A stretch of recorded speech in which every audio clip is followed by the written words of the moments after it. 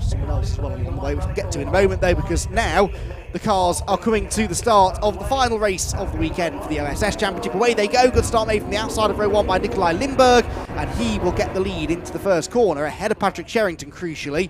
So Sherrington, who worked really hard to overtake him in the previous race, will have to do so again now. Mike Genvy is the one arguably to watch here though, from 4th place. He was by far and away the quickest car on the track in race 2, but missed the start, so he was starting from 2 laps down, and was always going to struggle to get up there and contend for lead positions. Contending for the lead position though is Patrick Sherrington, and Patrick Sherrington gets the lead back away from Nikolai Lindberg, who drops down into 2nd place. Nikolai, though, will try and fight back if he can up the hill. We saw in race 1 the Radical is better in a straight line, whereas Patrick Sherrington's MCR is better through the corners. Mike Genvy's car, though, is pretty good everywhere, and he proved that there by diving at the inside of Richard Ferns in the very big Radical RXC Spider. Richard, who's had a pair of 3rd place finishes this weekend, he's now off the podium for the first time, actually. But Mike Genvy then, the Genvy Gun, the TS6 that he's competed in for several seasons now, is an awesome machine. Very quick in a straight line, very good round the corners, and Mike Genvy in the previous race set the fastest lap. It was 1 minute 5.435, which was almost a full second quicker than anybody else went, or about 3/4 of a second at least quicker than anyone else went. So Mike Genvy, if he can find a way past the people in front of him, Nikolai Lindberg and Patrick Sherrington to be precise, is arguably a favourite to win the race. But Sherrington trying to get away here, trying to make his escape, and Patrick, who non-finished in the first race yesterday, has been struggling to... he's had a few mechanical issues with that car this weekend, but when it works, as we're seeing, it is very, very quick and more than capable of winning races, even against opposition like Lindberg and Genvy, both of whom are very, very quick drivers as well. But Genvy looks the quicker here of the two in this particular battle, doesn't he, with Lindberg having to watch his mirrors now. Mike Genvy wants to try and get on with this. This is only a 15-minute race, so if he wants to go after Patrick Sherrington, he will have to do so pretty quickly. It's going to be a close battle, this, I think, because Genvy's car is quick in a straight line, but not massively quicker than the Radical. And in fact, if anything, the Radical getting away from him there, but Genvy's really late on the brakes, dives to the inside, and will go through at Redgate Corner. So Mike Genvy into 2nd position now. And at the start of the lap was about 2.7 seconds off the race leader, so he should be able to start to bridge that gap now. That's what he'll be attempting to do. But Patrick Sherrington trying to make good his escape as well. 1 minute at 6.181 was the first flying lap for Sherrington. Fastest lap of the race, but the fastest lap of the weekend so far in race conditions was set by Genvy in the previous race, 105.4. So we're still about 3/4 of a second away from that right now. Through Coppice goes Genvy. Let's see what the lap times are like this time through as they head down that exhibition straight past the exhibition centre, which is the building just to their left. The circuit now completely dry over there. It was taking a while to dry out this morning, was the Donington Park National Circuit, but we got there in the end. And the OSS cars are now able to really stretch their legs. 105.754 for Genvy, which is now almost as quick as he was going, 0.3 of a second away from his pace in the earlier race. It's a new fastest lap, and it means the gap comes down to 2 seconds. So it came down by about 3/4 of a second on that lap alone. So at that rate, he should be with Sherrington in the next lap or so. Let's see whether he's able to do that, though. The race leader, Sherrington, about to appear into our sight. There he goes. And Genvy in 2nd position, getting visually closer. You can see there, that gap is not 2 seconds anymore. It's probably getting closer to 1. Screeching tyres there for Sherrington as he came through, I heard, but he's okay, he's still there. All good. On to the exhibition straight again, though, with the gap diminishing by the corner almost. Genvy will be with him shortly, but then where does he make his overtake? Where are the various strengths and weaknesses between the cars? Arguably, the Genvy, as much as it is powerful, does seem to have a bit of an edge through the corners, but that's where Sherrington's advantage is as well. We saw that in the battle he had with Nikolai Lindberg in the previous race. 1.2 seconds the gap now, 105.6 the new fastest lap by this man, Mike Genvy. And with up to 10 minutes left on the clock, he is going to be tough to hold back, but that's exactly what Patrick Sherrington will try to do. Down the hill to the old hairpin. They come again. There's Limburg in the Radical SR3, excuse me. 3 different makes of car in the top 3 as well, not just 3 different types of Radical, as we often see in this OSS Championship. We've got the MCR Sport of Sherrington, the Gen V Gun TS6 of Gen V, a Radical SR8 of Limburg, and then a couple of other versions of the Radical sports car behind, with Richard Ferns in 4th position, the RXC Spider, and PL6 of Alistair Smart in 5th position, and then an SR3, yeah, the first SR3 is in 6th place, that of Ross Drew. So 6 different kinds of car in the top, or model of car in the top 6, and 3 different manufacturers represented in the top 3. Sherrington is the man under pressure now. 105.271 for Mike Genvie is the new fastest lap of the weekend, and that's a couple of tenths up on what he gave us in the previous race, so he really is on it. He's caught Sherrington now, but where does he execute the overtake? Sherrington will cover and defend where he needs to. Sound beautiful, don't they, these cars, as they head through the old head, and by far the quickest cars that we have racing here today. A lap time getting down for about the 1 minute mark, as we've said.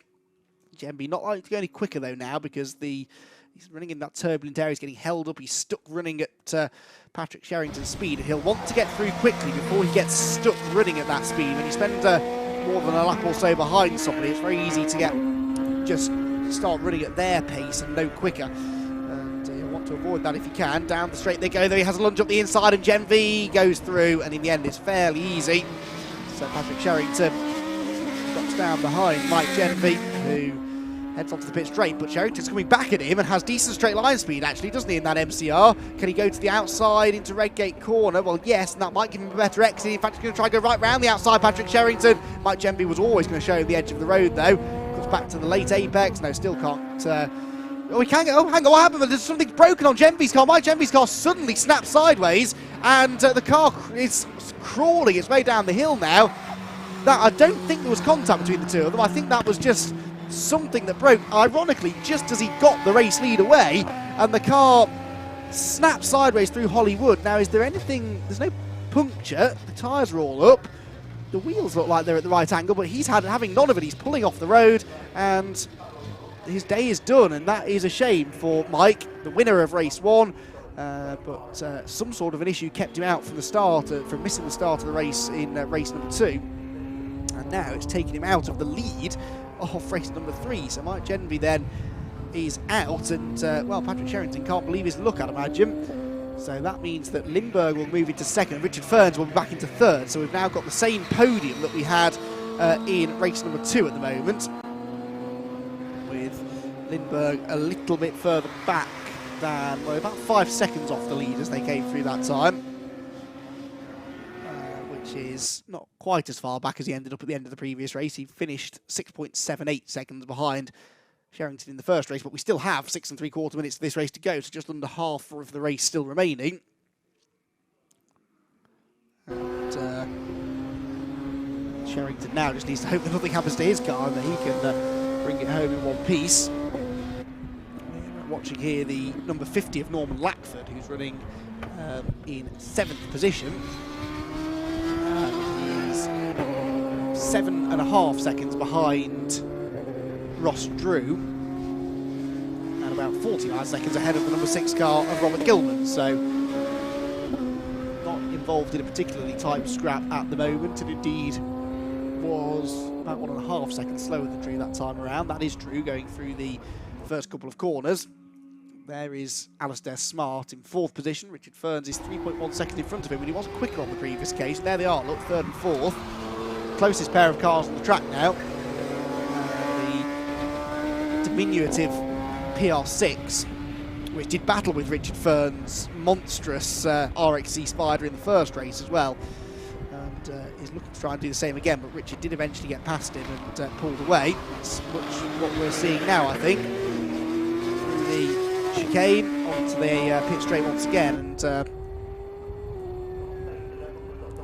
across the start-finish line goes the number 72 machine, which has had a okay weekend, I guess. Race 2 was a non-finish, but the first race he was 4th position with Alistair Smart, and he has the pace, I think, to finish top 5 fairly regularly, but as with all of these cars, motorbike engine cars in many of them, that one certainly isn't the Radical, and they're fairly highly strung, so mechanical issues not unheard of. So Sherrington then leading the way by 5.1 seconds, Limburg second, Ferns in third will be over the line, well, actually not all that shortly, that's how far back they are. The top 2 have already gone through at the end of their 9th lap of the race, and these 2 are only now coming down into the final corner. And Alistair Smart possibly lapping a bit quicker than the car in front. Yeah, I don't think he was 3 seconds behind, I guess, at the start of the lap. He was fractionally quicker than Ferns on the previous circuit, even though they actually both did personal best laps. And yeah, it comes down by another 10th this time, so Alistair Smart to Richard Ferns. Ferns is catching him here. Smart is catching him, excuse me, here, but not by a huge amount, really. It's a fairly small gain. Ferns just keeping out of trouble here, not taking too many risks. There's no real need to, because he's quite a long way behind the next car in front. He's 28.3 seconds behind Nikolai Limburg, so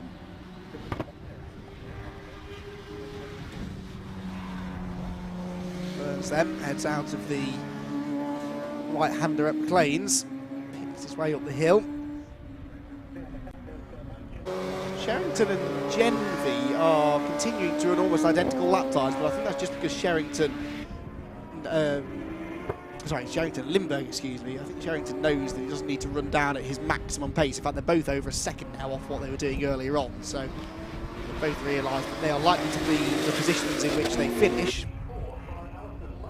Across the line goes this battle then that's slowly developing for 3rd place, but Smart was actually quite a bit quicker that time. He took about 7/10 out of Richard Ferns with a personal best lap time, and not a slow lap for Ferns. Ferns was only a 10th off his best. That was a genuine gain there for Alistair Smart, who now is only 2.3 seconds behind. Trouble is he's running out of laps, 2 minutes and 50 seconds left on the clock, that's all.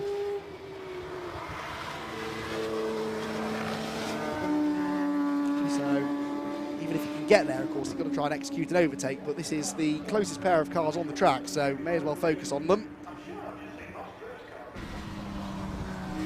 Through McLean's, where thankfully the rain is no longer there. We saw at the start of that MX5 Supercup race, didn't we, that it was very, very dicey up there when the rain came in all of a sudden, but the rain, as quickly as it came, seemed to disappear, and we had a couple of laps of pandemonium, and then everything sort of settled down again. Right, this gap really has come down now. A very tentative run into the chicane for Richard Ferns. Means that Alistair Smart is right there with him now, and Alistair Smart in the PR6 will be very good on the brakes, so watch out for an out-braking manoeuvre. Maybe not into Redgate, he's a bit too far back, I think, but possibly down at the old hairpin. It's a circuit that should suit the PR6. It's a high-speed circuit. We can generate the speed from carrying mid-corner speed, and that's what the lightweight, nimble PR6 does particularly well. Is it going to be close enough? Yeah, carries good speed through the crater curves, has a look to the inside, but no, thought better of it. This, remember, is for 3rd position overall, and not for class positions. So there's not a huge amount on the line here other than the overall podium, which Alistair Smart will be looking to try and snatch away here. He's not had a podium yet this weekend because Ferns has been in 3rd place on both occasions so far, but they've been pretty evenly matched. They had a nice dice, as I said, in the early stages of this morning's race before the PR6 ended them out of the race. And things are once again very tight between them now. In this final race of the season, down into the chicane at the end of the lap, Richard Ferns heads out very gingerly, almost like he's really having to watch the power, isn't he? Really having to be careful with the throttle application.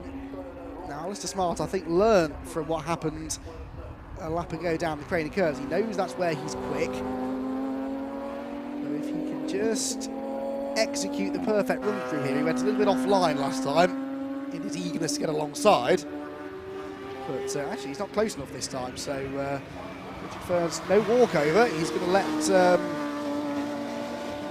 Alistair Smart work for this.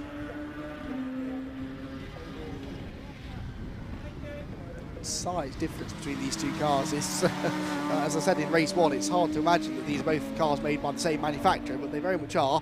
The PR6, the older of the two, that seems to be the trend with the automotive industry. Things get bigger over time, and radicals definitely are getting bigger. But the Spider, which can run with a roof as well, it isn't doing today, but that's the idea behind it. You can plonk a little roof over the top of that roll cage and turn it into a closed cockpit prototype, but it's a bit lighter with the roof not included. That's the way in which it's running this weekend, and Richard Ferns is actually now starting to look reasonably secure. He just set his personal best lap, 1 minute 9.0, a couple of tenths quicker than Alistair Smart managed behind him, so he's spurred on by the fact that he's under this pressure from Smart.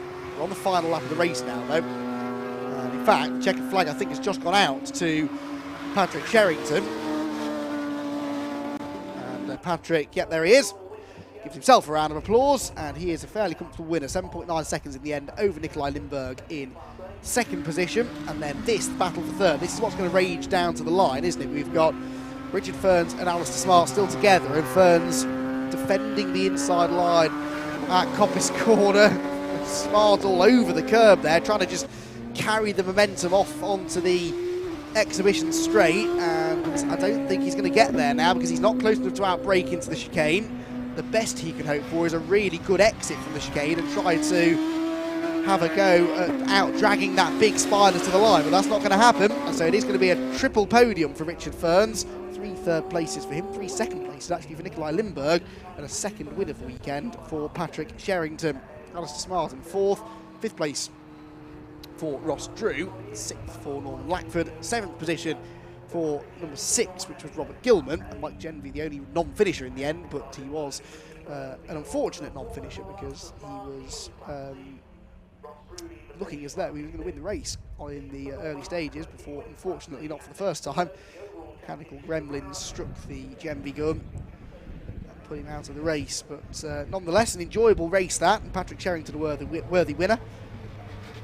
He is going to be very happy with yet another race victory for the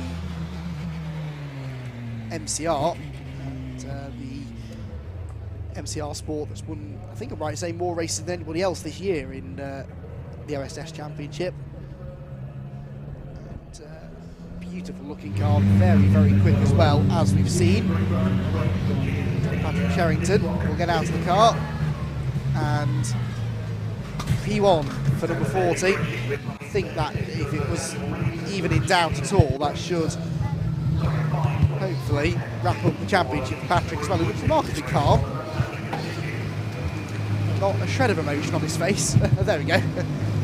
Deep breath. He gets out of the car and is the winner then of the final race of the season, certainly the weekend, for the BRSCC OSS Championship. So well done to Patrick then. Nikolai Lindberg second place again.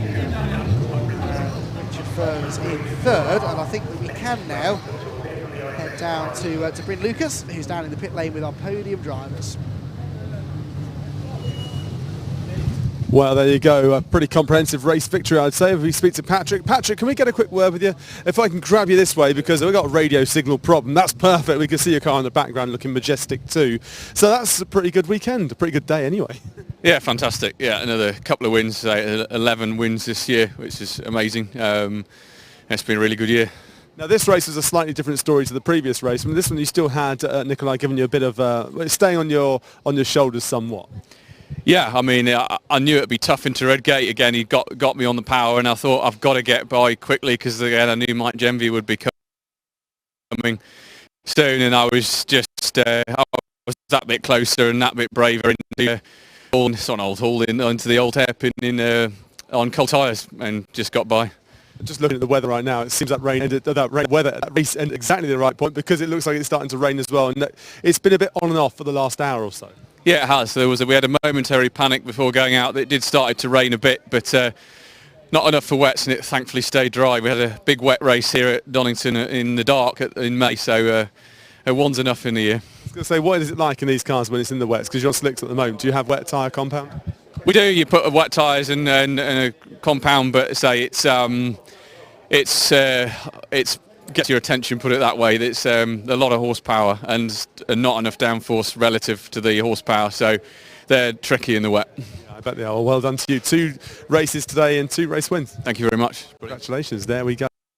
I'm not sure if we're going to be able to get any of the other drivers at the moment. It looks like we probably won't be able to. So we're going to take a little bit of a pause, a very short pause here before we go to our next race. We've got the Dislock Civic Cup coming up on its way. One more race of the day after that. But that is it for us here for now. For just a few moments, keep your eyes on the stream. Keep your eyes here on Donington Park because we're about to get going very soon with the Dislock Civic Cup.